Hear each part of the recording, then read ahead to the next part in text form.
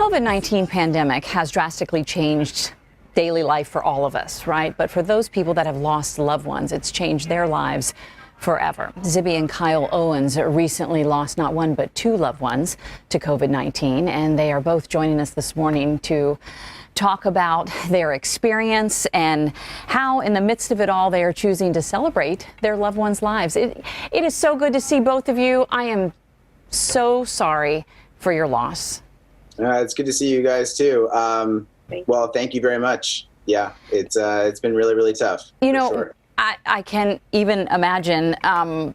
You know, we're so used to seeing you guys being fun and kidding with each other and talking about books you should read. But, you know, you're real people, too, that are experiencing this pandemic firsthand. Can you share with us a little bit about what you all have gone through and what you would say to those people that don't believe COVID-19 is real?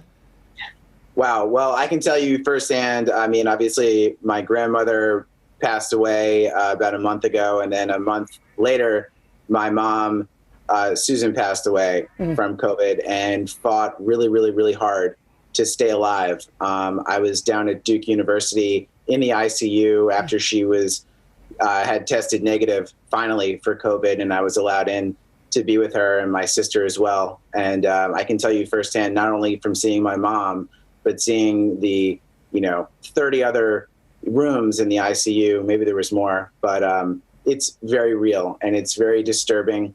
And the doctors and the nurses are beaten down.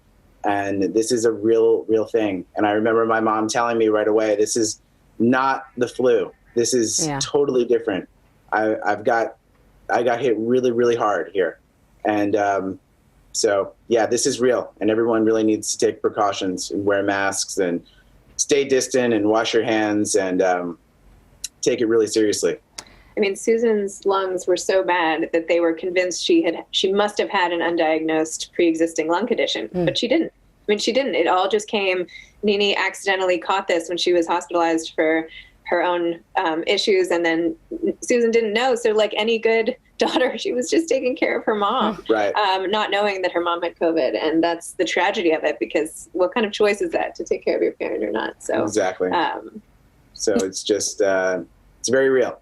And I saw it firsthand, and it will stay with me, unfortunately, forever.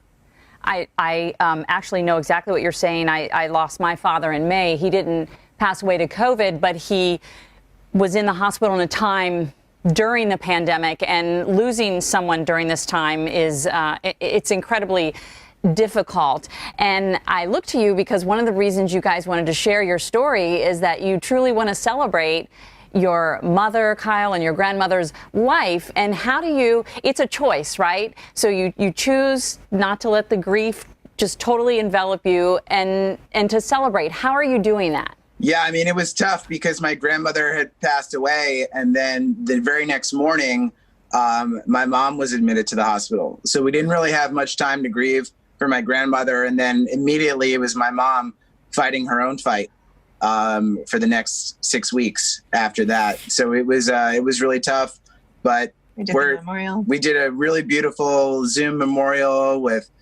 250 people or so, and it was really beautiful, and live music and speakers, slideshow, and we we still eat a lot of Nene's Streets crumb cake from my grandmother's business, and so we're celebrating in those types of ways, and being able to honor my mom, especially by getting the word out that this is very real, and people really need to be cautious. And I think we've just been super open about our grief because this is just something that's happening to so many people. I've been posting about it on my Instagram at Zibby Owens while I was updating the family, and while everything has been going on, we've just been as open and transparent as possible to help other people who are going through this, who might not have a support group or anything. We've both been trying to help control it and prevent it from another outbreak, and something as simple as wearing a mask or washing your hands. I know we hear this stuff all the time, but we're back here in New York City and people are not all wearing masks. It's really disheartening. So,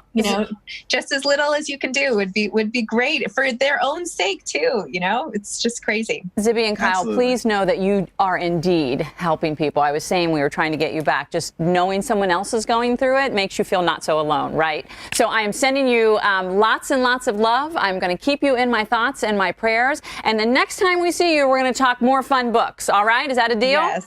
Absolutely. And sorry about your dad too. Thank you. I really do appreciate that. You guys are great. Thank you, guys.